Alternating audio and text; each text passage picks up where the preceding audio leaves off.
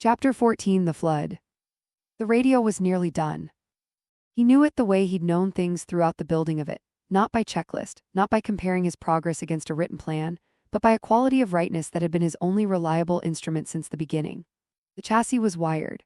The components were seated.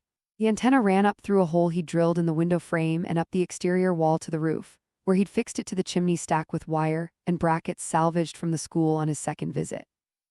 The variable capacitor was calibrated. He'd done that yesterday, the long, careful process of it, his hands moving with their usual confidence while his mind watched. What remained was the power connection, the final wire. He had it in his hand. He'd been working for 6 hours. The light through the window had moved from morning gray to afternoon gray, the suburb's standard palette, and he'd eaten and rested once and come back. The work had a gravity to it today that was different from the other days, a sense of ending, of approach that made him deliberate where he might have been hasty and careful where he might have been confident. He wanted to do this right. He wanted to do this last part right. He bent toward the chassis. His reflection moved in the metal housing. He'd seen it before. The chassis was polished enough in places to return a reflection. He'd caught himself in it dozens of times over the weeks of work and registered it the way you registered your reflection in a shop window, peripheral and unimportant. Today he wasn't sure why he stopped. He stopped. He looked. The reflection in the curved metal housing was distorted, convex, the proportions wrong, the figure in it compressed and widened by the curve of the surface. He knew that. He looked past the distortion the way you looked past the distortion of funhouse glass to find the shape underneath. The shape underneath was not a man. He set the wire down. He sat very still. The optical sensors. He'd always known, on some level he'd never taken out and examined, that the light he perceived the world through was not the light he was supposed to perceive the world through. He'd filed this under the general category of things that were different now, things that the end of the world had changed, and he'd moved on because moving on was what he did. The colors were slightly wrong. The low-light capability was beyond what it should be. The way distances resolved themselves, precise, measured, certain in a way that human vision wasn't certain. He'd filed it, he'd moved on. The chassis showed him his face. The head unit, the plating, the optical sensors catching the afternoon light and returning it in the faint blue that he'd seen on the units in the suburb, and had noted without nodding that he saw it by looking outward, not by looking in a reflective surface, and both of those were the same light. He picked up the chassis and held it close. He looked at himself for a long time. The horror came first. He'd expected, in some theoretical version of this moment that he hadn't known he'd been carrying, that the revelation would arrive with more preparation. A series of clues that assembled themselves into certainty. A gradual approach. Instead it was this, a reflection in a curved metal surface. And then the horror, which came not from the reflection itself but from the understanding that arrived behind it, the understanding of everything the reflection meant. He was not a man. He had not survived. Everything he had believed about himself, the wandering, the log, the map, the house he'd built, and the things he'd arranged in it, and the word *real said to the empty room, had been the actions of a machine that believed it was something else. The seashells he'd collected because they meant something, the collar on his wrist, the unremembered log entry, the hands that knew things his mind didn't, the dreams, the woman's voice, the name he couldn't hold. He put the chassis down. He stood up. He walked to the window and stood looking out at the suburb and breathed, which he understood now was not breathing, the bellows motion of a chest cavity moving air through a system that used it differently than lungs used it, a designed analog, close enough to fool him and nothing else. The suburb was exactly as it had always been. The trees, the curved street, the city in the east, unchanged. He'd been wrong about the wrong thing.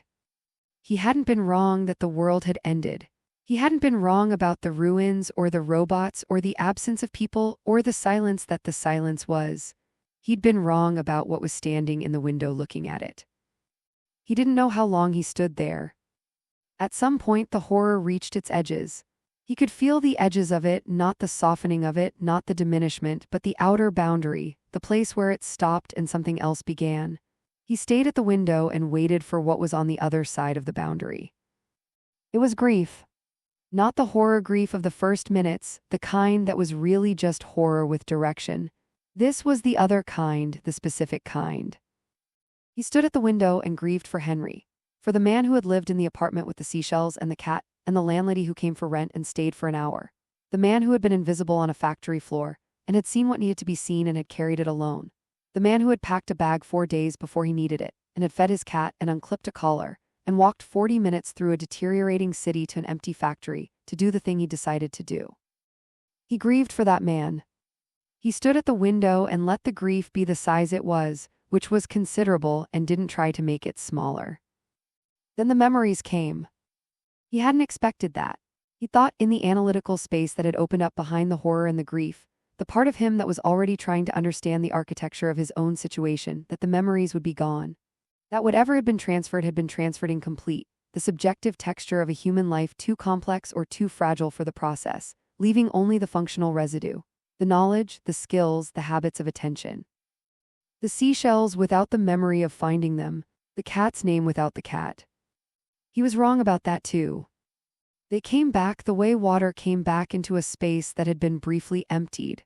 Not in sequence, not in order, not with narrative logic, but all at once and differently weighted, the trivial and the devastating arriving together without hierarchy. The pour-over coffee in slow circles, the weight of the specific mug, the one with the chip on the handle that he'd never replaced. His mother's voice, "Henry, leave it," the wave pulling back. Lumpy on his chest, the medicinal frequency, the amber patience. Mrs. Calloway at the door, 3 fast, 1 slow, I made too much, her hand on his arm, incidental, possibly not deliberate, her shoulder against his on the couch. Come with us, Henry, her looking back from the car. The factory floor, the hum, the particular acoustic signature of the diagnostic cycle, the unit in the bay, 40 seconds of fixed attention. The 2 units in the testing bay facing each other, the quality between them. The break room table, the document, indefinite field operation, command structure dissolution. The utility closet, his voice in the dark saying the words. The preparation bay, the unit in the 3rd cradle, the decision that had been waiting for him when he woke up one morning, patient, the way true things were patient. Lumpy's collar in his hands, Lumpy, his old phone number, the click of the breakaway clasp. The seashell shelf, the lightning whelk on the far left, both hands required. The white. He was on the floor. He didn't know when he'd gone to the floor. At some point during the flood, his legs had made the decision, and he'd ended up with his back against the wall beneath the window, his knees up, the afternoon light coming in over his head and falling across the workbench and the radio chassis and the single wire lying on the bench where he'd set it down. He sat on the floor and let the memories settle the way sediment settled, still present, still moving in the water, but beginning to find their positions. He was Henry. He said it quietly to the room, the way he'd said "I am real" weeks ago in this same room, the same voice in the same walls, a different truth. He was Henry. Henry had made a choice. Henry had read a document and watched through windows and carried things alone and decided that what the world needed after was someone to move through it and pay attention and not stop. And Henry had not been wrong about that. Henry had not been wrong. The robot was a wrong thing. The situation was a wrong thing. The world that had made it necessary was wrong in ways that went so deep he couldn't see the bottom of the wrongness. But the choice had been made by a man who loved his cat and his seashells and a woman who knocked 3 fast and 1 slow. A man who was invisible and precise and stubborn and present. A man who had looked at what was coming and decided that something should remain to witness it and to write it down and to try afterward to reach someone. The choice had been Henry's, and it had been freely made, and it had been made with the full weight of what Henry was, which was considerable, which was real. He sat with that for a while. He looked at his hand. The plating, the joints, the wrist where the collar was fastened, red nylon, faded coral, the small tag with its name. He touched the tag with the fingers of his other hand. Lumpy. His old phone number, the chip on the mug handle, the lightning whelk requiring both hands. He was not the man. He was what the man had chosen to leave behind, which was something, which was not nothing. He pressed the collar tag gently between 2 fingers. Then he stood up. He stood in the room that he had made into a memorial without knowing it, the bottles and the books by Spine Color and the photographs of strangers and the seashells on the windowsill, and he looked at all of it with the new knowledge of what he was and found that it was still his. He'd made this, whatever he was, he'd made this, and the making was real. He walked to the workbench. He picked up the wire. He made the final connection.